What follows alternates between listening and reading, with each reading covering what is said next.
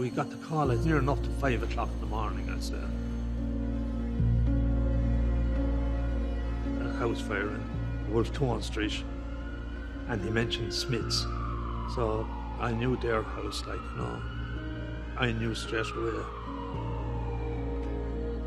When we got there, we made an effort to try and shove in the door, but we couldn't, so we went back and got a sledge, and with one blow of the sledge, we got entry, like.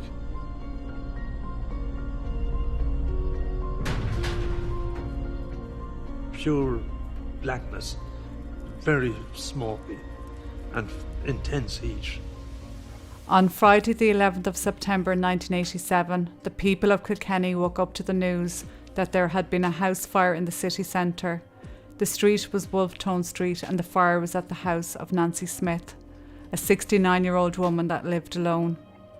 When the fire brigade arrived, the house was locked up and so they had to break down the front door to gain access. The smoke was thick and the emergency services had to fight their way in. When they finally got to the living room, they found Nancy on the floor near the couch, and she was badly burned and had no pulse. She was pronounced dead at the scene. The family and neighbours were very upset. Nancy, that lived on the street all her married life, had died in the fire.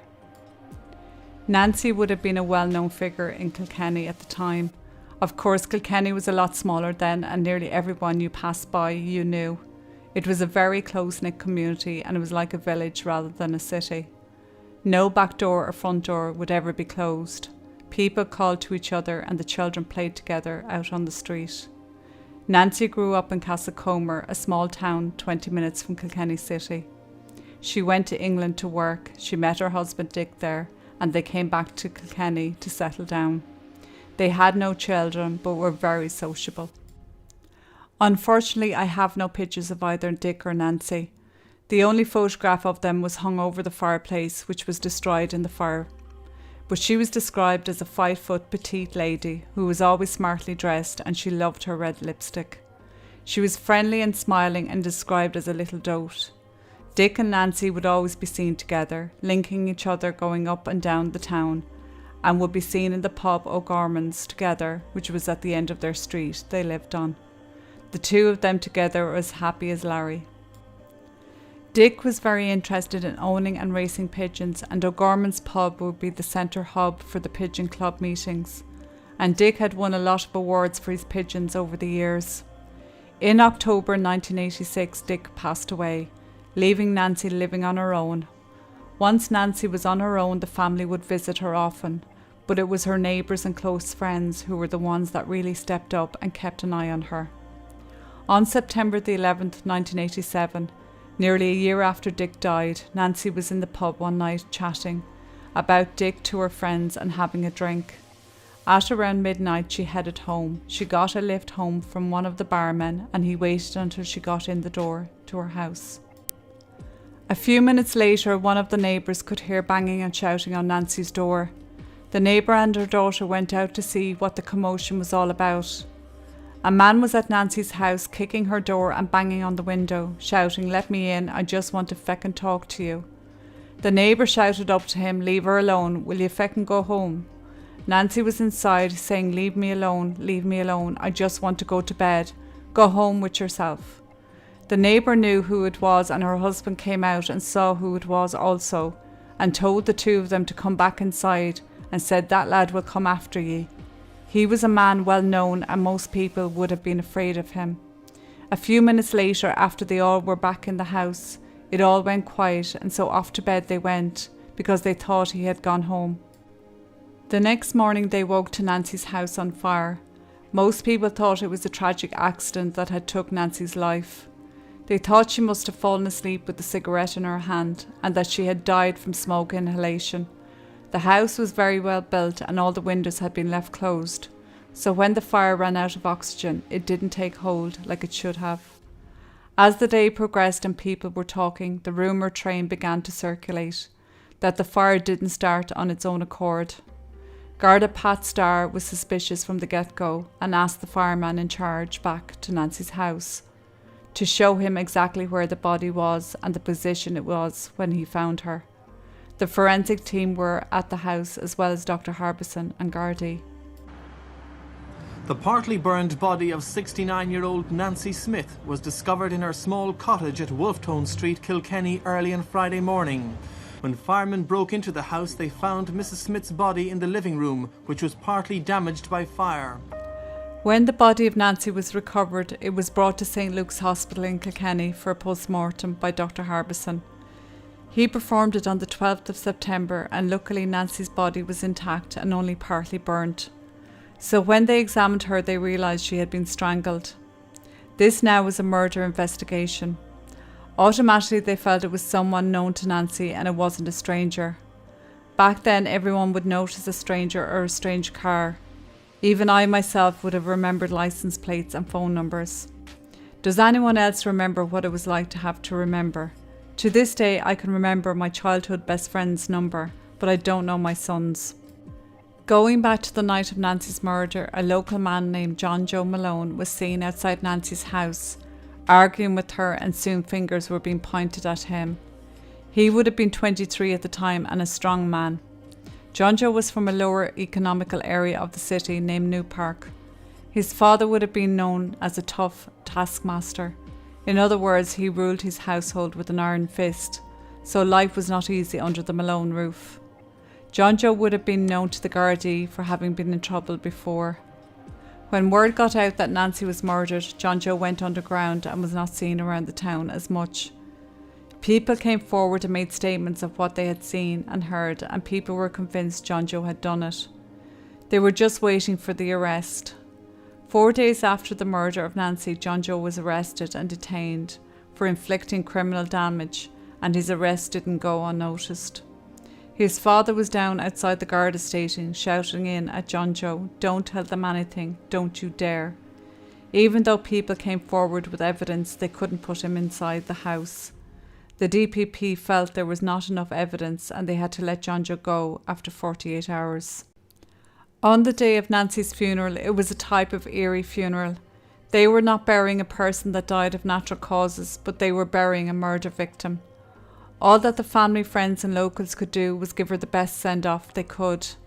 They felt once Nancy was buried that things would progress in the investigation and the murderer would be caught, tried and sent to prison. But unfortunately this did not happen. In order to progress the investigation, the Gardaí moved towards motive. Why would someone strangle a poor defenceless elderly woman living on her own? In the initial interview with John Joe at the Garda station, he denied being at the house the night Nancy died. But when they put it to him in further interviews that they had witnesses seeing him outside her house arguing with her, he then admitted he was there. The argument was over a pigeon that Dick had sold him some years previous. While we don't know the exact reason for the murder, the day before Nancy collected her pension, so maybe the money was motive. Nancy's purse along with the money was missing from the house after the fire. Nancy had applied for the widow's pension after Dick died and she was back paid to the date. She got 900 Irish pounds, which would be worth over €2,000 today. John Joe was also a pigeon fancier, as was Dick. They would have been swapping pigeons, attending pigeon races, so they would have been well known to each other. John Joe, once part of the club, wanted to be head honcho as far as winning all the time and having the best pigeons. He resented Dick winning and felt some of the trophies Dick had should be his. It was noticed after the fire that one particular trophy that had sparked particular contention between Dick and John Joe was missing, and it was later recovered from the River Nore at the back of Nancy's house. The Gardaí surmised that issues mentioned and the money taken contributed to motive. Word in the city was that John Joe had done it. Even the dog on the street knew it was him. After a while, the people of Kilkenny were asking, how is this person still walking around free? People would pass him on the street knowing what he had done, but still nothing was done. Days turned into weeks, weeks into months, and then they were looking at years. People gave up on the fact that the Gardaí would never have enough evidence to charge John Joe. Meanwhile, he continued to live in the community.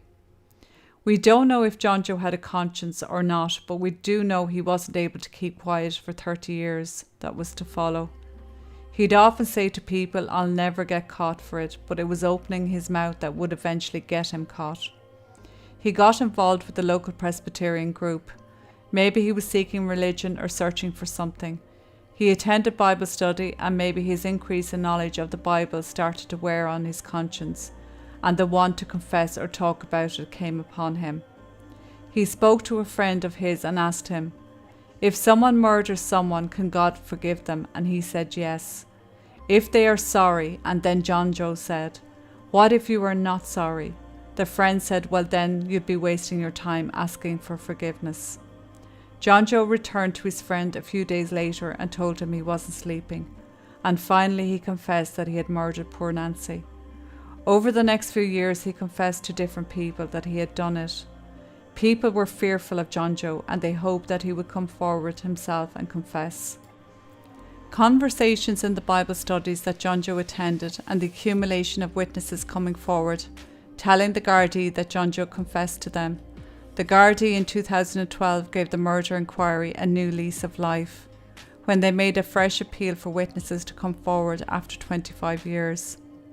There's an old Irish phrase, the valley of the squinting windows. It refers to how we're all watching one another.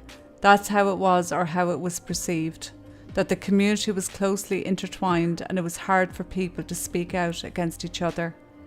In this particular case, even before the fire and the murder, John Joe had a significant reputation as someone that was threatening or dangerous.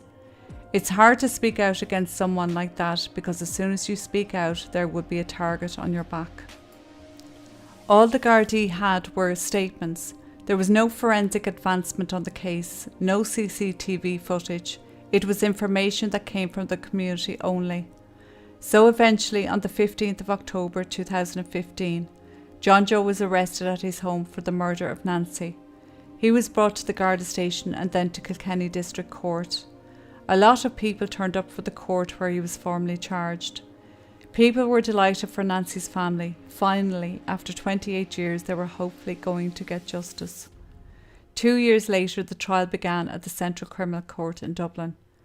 Everyone that came forward and made statements went into the witness box, and some of them were grilled by the defence, because they had lied to the Gardaí originally out of fear and now was telling a different story. All the while this court case was going on, John Joe was still living in Kilkenny City. He threatened witnesses who testified against him, including an 81-year-old woman. He told her he'd do the same thing to her as he had done to Nancy.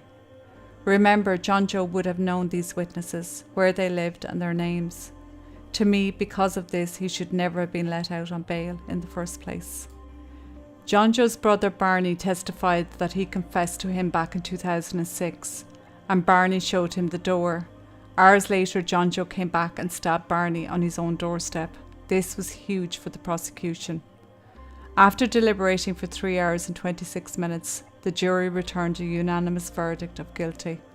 Finally, after 30 years of living in the community free, he was sentenced to life in prison. The family and the community were elated. As one newspaper heading said, "People power brings murderer to justice." The whole society of Kilkenny were at one to bring justice to Nancy.